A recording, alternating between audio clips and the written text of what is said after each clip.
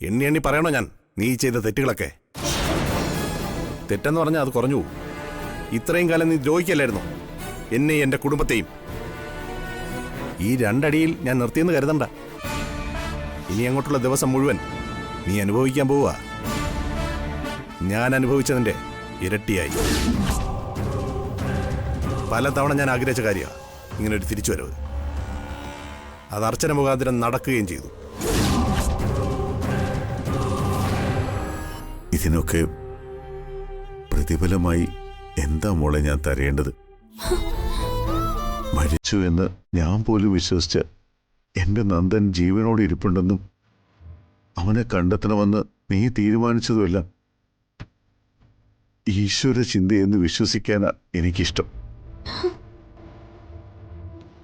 അവൻ എവിടെയായിരുന്നുവെന്നും ഇത്രയും കാലം എന്തൊക്കെ അനുഭവിച്ചുവെന്നും എനിക്കറിയണ്ട. കാരണം ഒരച്ഛന് പെട്ടെന്ന് ഉൾക്കൊള്ളാൻ പറ്റുന്നതാവില്ല അതെന്ന് എനിക്ക് മനസ്സിലാവുന്നുണ്ട്. നീ അതിനായി ഇറങ്ങിയില്ലായിരുന്നെങ്കിൽ അവൻ ഇപ്പോഴും അതെല്ലാം അനുഭവിച്ച് ജീവിക്കുമ്പോൾ എല്ലാ സുഖ സൗകര്യങ്ങളോടും കൂടി അവനെ നഷ്ടപ്പെട്ടതോർത്ത് ഈ വീട്ടിൽ കഴിഞ്ഞേനെ ഞാനും മറ്റുള്ളവരും. എൻ്റെ പണത്തിനോ സ്വാധീനത്തിനോ സാധിക്കാത്തത് നിന്നെ കൊണ്ട് സാധിച്ചു. ചെറിയ കാര്യമല്ലത്. അതുകൊണ്ട് തന്നെ എല്ലാം മനഃപൂർവ്വമായി തന്നെ മറക്കുകയാണ് ഞാൻ. അങ്ങനെ ഞാൻ മറക്കണമെങ്കിൽ അവന്തിക മരിക്കണം, അല്ലെങ്കിൽ എന്നെ കൊല്ലണം. അങ്ങനെ ഒരാളുടെയും കീഴിൽ അടിമപ്പെട്ട് ജീവിക്കില്ലാന്ന് ഞാൻ പണ്ടേ തീരുമാനിച്ചതാ. ജീവിക്കും. ഇനി അങ്ങോട്ടുള്ള നിന്റെ ജീവിതം അതുതന്നെയാ. ഇവിടെയുള്ളവരോട് മുഴുവൻ അടിമപ്പെട്ട് തന്നെയാ ഇനിയുള്ള നിന്റെ ജീവിതം. അതിന് നീ മടി കാണിക്കുമ്പോഴൊക്കെ ശിക്ഷിക്കാനായി ഈ ഞാൻ മുന്നിലുണ്ടാവും. ഒരു ഭർത്താവ് എന്താണെന്ന് ഞാൻ നിന്നെ പഠിപ്പിക്കുന്നുണ്ട്.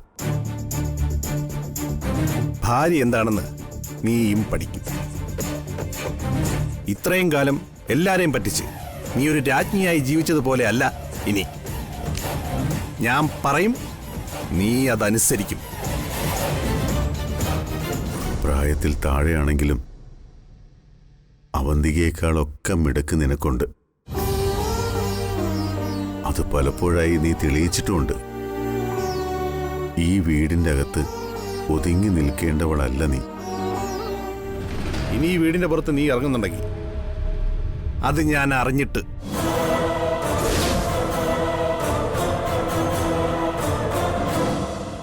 ഈ കുടുംബത്തെ മുന്നിൽ നിന്ന് നയിക്കാൻ നീ ഉണ്ടാവണം. എന്നും അതിന് നിന്നെക്കൊണ്ട് സാധിക്കുകയും ചെയ്യും. ഏതെങ്കിലും കാര്യത്തിൽ നീ അഭിപ്രായം പറയുകയോ ആരെയെങ്കിലും ഭരിക്കാനോ ചെന്നാൽ ഇനി മുതൽ നിനക്കിഷ്ടമുള്ളതുപോലെ ജീവിക്കാം. നിന്റെ ഇഷ്ടത്തിന് ജീവിക്കാൻ ഞാനടക്കമുള്ള ആരുടെയും അനുവാദം നിനക്ക് വേണ്ട. നിന്റെ കഴിവിനും ധൈര്യത്തിനും അനുസരിച്ച് നിനക്കിനി പറക്കാം. കൂട്ടിലടച്ച കിളിയുടെ അവസ്ഥയിൽ നീ ശ്വാസം മുട്ടുന്നത് എനിക്ക് കാണണം. ഇത്രയും നാളും നീ സുഖിച്ചതിന്റെ ശിക്ഷയായിട്ട് കണ്ടാൽ മതി അതിനെ.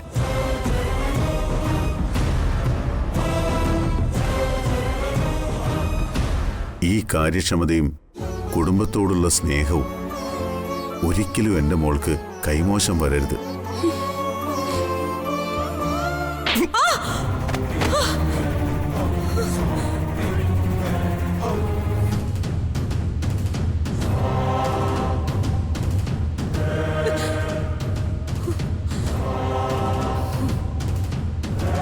ഇത് നീ ഇപ്പൊ ചോദിച്ചു വാങ്ങിയതാ. എന്റെ ഇഷ്ടത്തിന് ഞാൻ പറയുന്നത് പോലെ അടങ്ങി ഒതുങ്ങി ജീവിച്ചാൽ അത്രയും ദിവസം കൂടി നിനക്ക് ആയുസ് നീട്ടിക്കിട്ടും. അതല്ല ഇങ്ങനെയാണ് മുന്നോട്ട് പോകുന്നതെങ്കിൽ ഇതുപോലുള്ള സംഭവങ്ങളായിരിക്കും ഇനി ഈ വീട്ടിൽ. കേട്ടല്ലോ?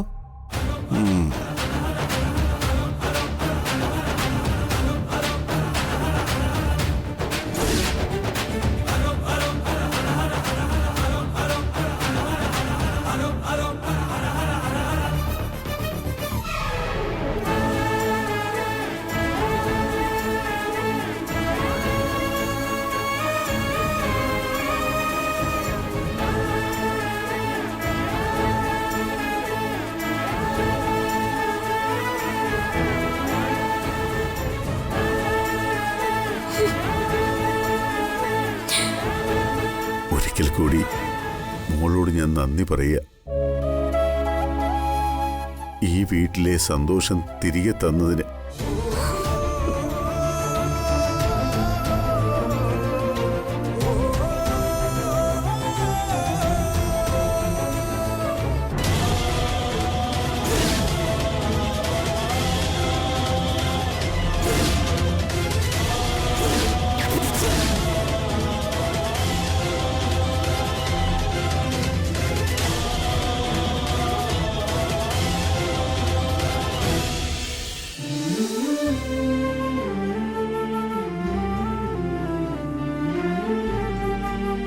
എന്ന് ഞാൻ ഇറങ്ങട്ടെ അർച്ചന.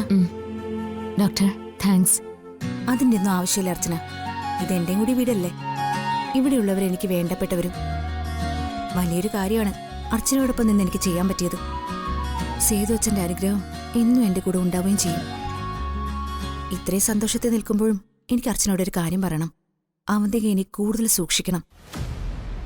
നന്ദേട്ടൻ്റെ ജീവൻ അവിടെ എത്രത്തോളം ആപത്തിലായിരുന്നോ അതിനേക്കാൾ ആപത്തിലാ ഇപ്പോൾ. ഈ ഒരു സംഭവം അവന്തികയെ വല്ലാതെ പിടിച്ചു കുലുക്കിയിട്ടുണ്ട്.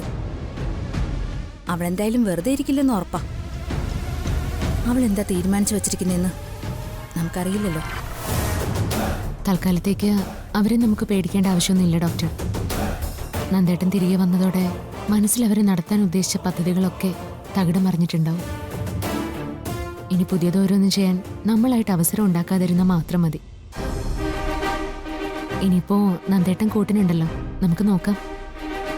എങ്കിലും ഞാൻ ആലോചിക്കുകയായിരുന്നു, വർഷങ്ങളോളം ഒരാളെ ബന്ധിച്ച് പക തീർക്കാനുള്ള അവരുടെ മനസ്സിനെ പറ്റി.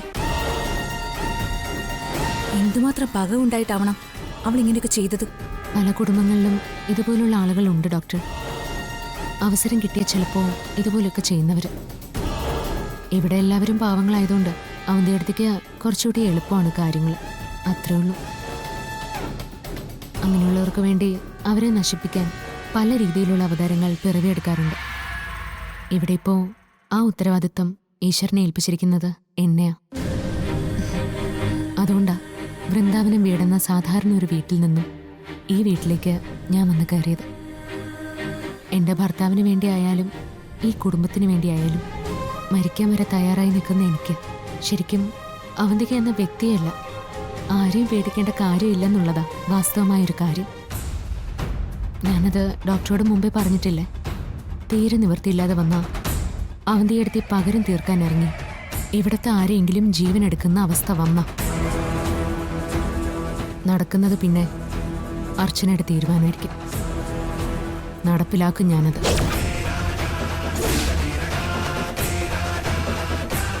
അവരെ ഞാൻ കൊല്ലും.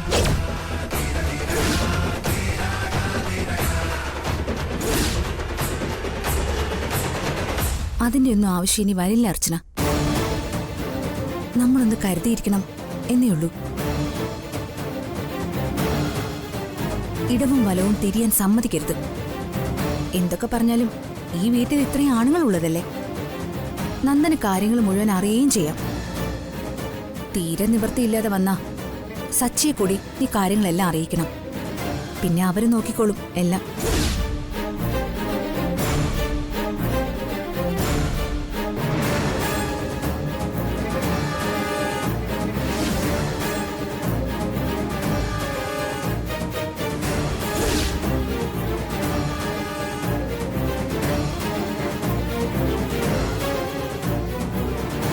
എന്താ നീ നിർത്തിക്കളഞ്ഞത്?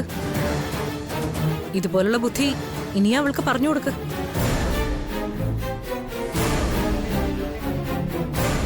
സച്ചിയെ മാത്രമല്ല, ഈ വീട്ടിലെ എല്ലാവരെയും എല്ലാ കാര്യങ്ങളും നീ അറിയിക്കണം. നിങ്ങൾ രണ്ടുപേരുടെ മുഖത്ത് എന്തോ വലിയ കാര്യം ചെയ്ത് വിജയിച്ചതിന്റെ ഒരു അഹന്ത കാണുന്നുണ്ട്. എന്റെ അമ്മാവനെ ചതിച്ച് നീ നന്ദനെ ഇവിടെ എത്തിച്ചു, അത് കൊള്ളാം. പക്ഷേ എല്ലാത്തിലും നീ എന്നേക്കുമായി വിജയിച്ചു എന്ന് കരുതണ്ട. നന്ദൻ പെട്ടെന്ന് കയറി വന്നപ്പോ ഞാനും ഒന്ന് പകച്ചു എന്നുള്ളത് നേരാ. അതിനപ്പുറം ഒന്നും ചെയ്യാൻ നീ ആയിട്ടില്ല, ആവുകയില്ല. എന്നെ ഈ വീട്ടിൽ വെച്ച് മുഖാമുഖം കണ്ടിട്ടും നന്ദൻ കൊല്ലാതെ വിട്ടത് നിന്റെ ശുപാർശ കൊണ്ടാണെന്ന് പറഞ്ഞു. നിന്റെ സൗജന്യത്തിൽ അവന്തികയ്ക്കൊരു ജീവിതം വേണ്ടെങ്കിലോ? നിന്റെ കാൽച്ചുവട്ടിൽ അടിമയ്ക്ക് തുല്യം ജീവിക്കുന്നതിനേക്കാൾ അവന്തികയ്ക്ക് ഇഷ്ടം രാജാവിനെ പോലെ തന്നെ മരിക്കുന്നതാ. അതുകൊണ്ട് നീ ഇപ്പൊ കൊണ്ടുവന്ന അതിഥിയോട് പറഞ്ഞേക്കണം, എന്നെ അങ്ങ് കൊന്നു കളഞ്ഞേക്കാൻ. അതല്ല, എന്നെ ഈ വീട്ടിലിട്ട് ഭരിക്കാനും കഷ്ടപ്പെടുത്താനുമാണ് നീയൊക്കെ കണക്കൂട്ടിയിരിക്കുന്നെങ്കിൽ അത് വെറും സ്വപ്നം മാത്രമാ. ശരിക്കും നിങ്ങൾ നന്ദനെ രക്ഷപ്പെടുത്തിയെന്നാണ് നിങ്ങൾ കരുതിയിരിക്കുന്നത്? എന്നാൽ അങ്ങനെ അല്ല. നേർച്ചക്കോഴിയെ പോലെ നന്ദനെ വീണ്ടും എന്റെ മുന്നിൽ എത്തിച്ചു. കഴുത്തറുത്ത് നിലത്തിടു അവന്തിക, അതും ഭാര്യയായി ഒപ്പം താമസിച്ചുകൊണ്ട് തന്നെ. നിർത്തടി. ഏട്ടത്തിയുടെ സംസാരത്തിനെ ശരിക്കും അങ്ങനെയാ പറയേണ്ടത്. കഴുത്തറക്കുന്നത് പോയിട്ട് ഇവിടെ ആരുടെയും ദേഹത്ത് തൊടാൻ പോലും പോകുന്നില്ല നിങ്ങള്. അത് ഞങ്ങളെ പോലെ തന്നെ നിങ്ങൾക്ക് നന്നായിട്ട് അറിയാം. പിന്നെ ഈ പറയുന്നതിനൊക്കെ ഒറ്റ പേരേ ഉള്ളൂ, അതിന്റെ പേരാണ് ഭയം. നന്ദേട്ടനെ കണ്ട് പകച്ചു നിന്നതുപോലെ തന്നെയാ ഇനി അങ്ങോട്ടുള്ള ഓരോ നിമിഷവും. ഓരോന്നും കണ്ടും കേട്ടും ഞെട്ടാൻ പോകുന്നതേ ഉള്ളൂ. പിന്നെ തല്ലും കൊല്ലും എന്നൊക്കെ ഇതുപോലെ പറഞ്ഞ് ഭീഷണിപ്പെടുത്താൻ ശ്രമിക്കാം. ഇതാളുകൾ വേറെ ആയതുകൊണ്ട് ആ ഭീഷണിയിൽ ഒരു തരി പോലും പേടി ഞങ്ങൾക്കില്ല. നന്ദേട്ടന്റെ വരവ് നിങ്ങൾക്ക് ഗുണമാണോ ദോഷാണോ എന്ന് നിങ്ങളുടെ കവിള്ള പാട് കണ്ടാ അറിയാം.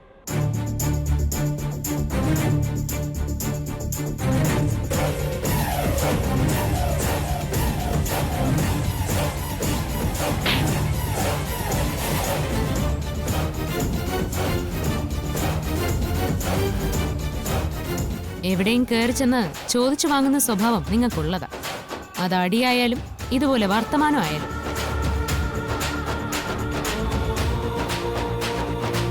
നേരത്തെ എന്താ പറഞ്ഞേ? എന്റെ സൗജന്യം ആവശ്യമില്ലെന്ന്. നിങ്ങളെ കൊല്ലണോ എന്ന ഉദ്ദേശത്തിൽ മാത്രം ഇതുവരെ ജീവിച്ച നന്ദേട്ടനെ ഞാനാ പറഞ്ഞ അതിൽ നിന്ന് മാറ്റിയത്.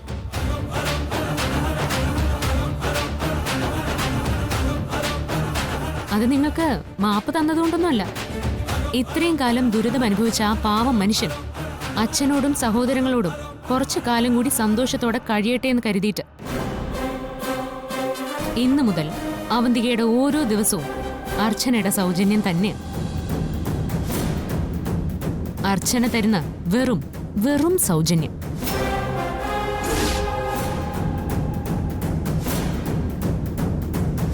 ആ സൗജന്യം ദുരുപയോഗം ചെയ്തു എന്ന് അറിയുന്ന നിമിഷം ഈ പരിമിതമായ ഓഫർ അർച്ചന തിരിച്ചെടുക്കും. പിന്നെ ഇതുപോലെ രണ്ടു കാലിൽ നിൽക്കാൻ അവന്തിയേക്ക് ആവതുണ്ടാവില്ല. അതിനാരുടെയും സഹായം അർച്ചനയ്ക്ക് ആവശ്യവുമില്ല.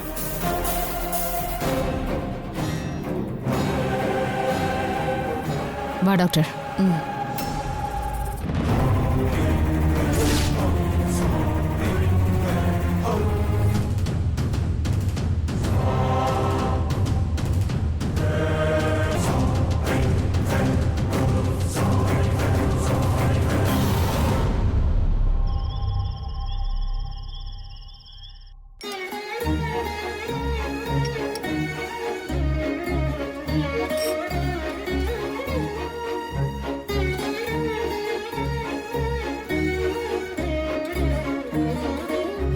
ഞാൻ ആലോചിക്കുകയായിരുന്നു,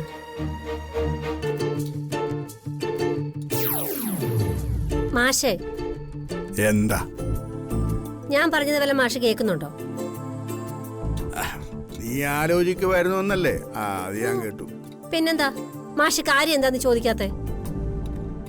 നീ ആലോചിച്ച് കഴിയട്ടെ എന്ന് കരുതി.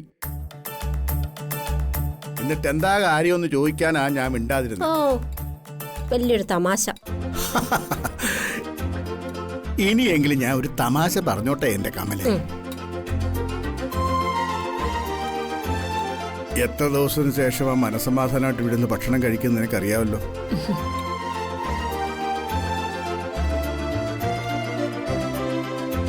നന്ദൻ നെല്ലിശ്ശേരി തിരിച്ചു വന്നത് നമ്മുടെ മോള് കാരണമായതുകൊണ്ട് ഇനി അവിടെ എല്ലാവർക്കും നമ്മുടെ മോളോട് സ്നേഹം കൂടുതലായിരിക്കും. അതല്ലേ നീ ആലോചിച്ചത്? ആ ആ സത്യം. അത് മാഷിന് എങ്ങനെ മനസ്സിലായത്? എങ്ങനെ പറ. നീ ആലോചിച്ച ഏതറ്റം വരെ പോകുമെന്ന് എനിക്ക് അറിഞ്ഞുകൂടെ? ഓ ആ വർഷം കുറെ ആയില്ലേ ഒരുമിച്ച് ജീവിക്കാൻ തുടങ്ങിയിട്ട്. അയ്യടാ. ആ ശരി ശരി. ആ നിന്റെ ബാക്കി ആലോചനയോടെ പറ, ഞാൻ കേക്കട്ടെ. മാഷ് പറഞ്ഞത് തന്നെയാ. നമ്മുടെ മോളെ കുറിച്ച് നന്ദൻ അങ്ങനെയൊക്കെ പറഞ്ഞപ്പോഴേ ശരിക്കും എന്റെ കണ്ണ് നിറഞ്ഞു പോയി. ഷോ എങ്കിലും ഈ പെണ്ണിന്റെ ഒരു ധൈര്യമേ. നമ്മളെ പോലെ തന്നെ അവള് അവിടെയുള്ളവരെയും സ്നേഹിക്കുന്നുണ്ട്. ആ അങ്ങനെ സ്നേഹിക്കുന്നവർക്കൊരു ആപത്തുണ്ടാവുമ്പോ ധൈര്യമൊക്കെ താനേ വന്നോളും. ആ ഓ എനിക്ക് ഏറ്റവും സമാധാനായതേ സേതുവേട്ടൻ അച്ഛനോടുള്ള പിണക്കമെല്ലാം മാറിയെന്നറിഞ്ഞപ്പോഴാ. പാവം എന്റെ കുട്ടി. അതായിരുന്നു അവളുടെ ഏറ്റവും വലിയ സങ്കടം. ഇനി അവിടെ ഒരു പ്രശ്നം ഉണ്ടാവില്ല കമലേ. അതെ, ആ നന്ദൻ വന്നോടി അവന്തേക്കുള്ള ഇച്ചിരി അഹങ്കാരമൊക്കെ അങ്ങ് മാറിക്കോളും. ശരിക്കും അവന്തിക നമ്മളെ കുറെ സഹായിച്ചിട്ടുള്ളതാ. എങ്കിലും ചില നേരത്തെ അവളുടെ വർത്താനം നെഞ്ചി തറയ്ക്കുന്ന പോലെയാ. ഓ എന്തായാലും എല്ലാം ഇന്നത്തോടെ തീർന്നല്ലോ. എന്റെ ഈശ്വര, ഇനി ആ വീട്ടിൽ കുഴപ്പമൊന്നും വരുത്തരുതേ. അമ്മേ, ആ ആ ഭക്ഷണം എടുത്തു വെക്ക്. ആവണി മോള് ഉറങ്ങിയോ? ആ അവളിറങ്ങി. ഞാൻ ഇപ്പൊ വരാം.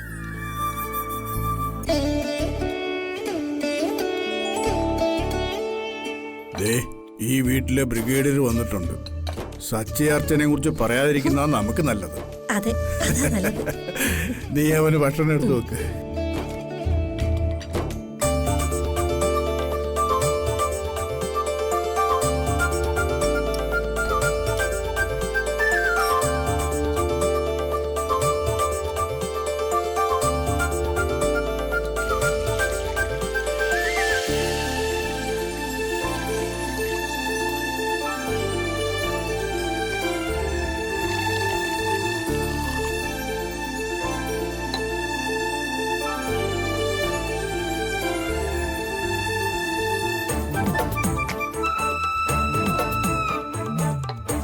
നിന്നെ മീര വിളിച്ചായിരുന്നോടാ? ആ വിളിച്ചു. നീ എന്താ നെല്ലിശ്ശേരി വന്നിട്ട് അവിടുന്ന് വേഗം തിരിച്ചു പോന്നത്?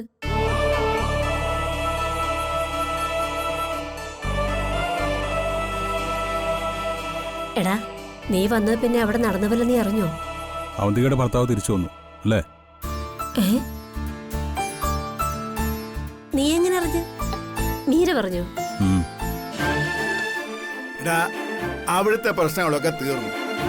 ഇനി ബാക്കിയുള്ളത് നിനക്ക് അച്ഛനോടുള്ള പിണക്കവാ. നിനക്കെല്ലാം മറന്നൂടേടാ. എടാ അച്ഛനെ കുറിച്ചേ അവരെല്ലാം പറഞ്ഞത് നീയും കൂടെ കേൾക്കേണ്ടതായിരുന്നു. മീരെല്ലാം പറഞ്ഞു കാണുമല്ലോ അല്ലേ? ആ എല്ലാം അറിഞ്ഞു. ഇനി അമ്മ അത് ആവർത്തിക്കാൻ നിൽക്കണ്ട. സച്ചിയളിയൻ എന്നെ വിളിച്ചിരുന്നു. അളിയനാ?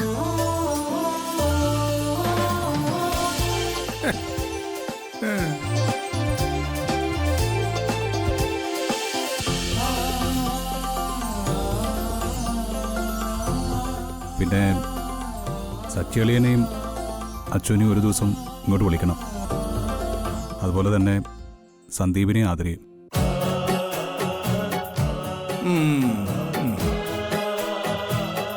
ആ അത് ഞാൻ തന്നെ അവരെ പോയി നേരിട്ട് വിളിച്ചോളാം. അയ്യോ അമ്മേ. എന്താടാ? അല്ല, മീര കുറച്ച് ദിവസം കൂടി അവിടെ നിൽക്കട്ടെ. ആദരിക്കൊരു സഹായമാവുമല്ലോ.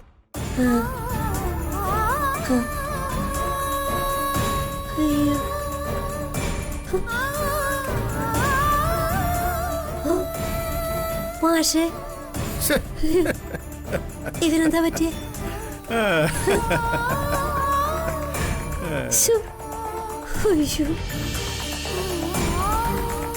എന്തൊക്കെയാ കാലത്തിന്റെ ഓരോ പോക്കേ.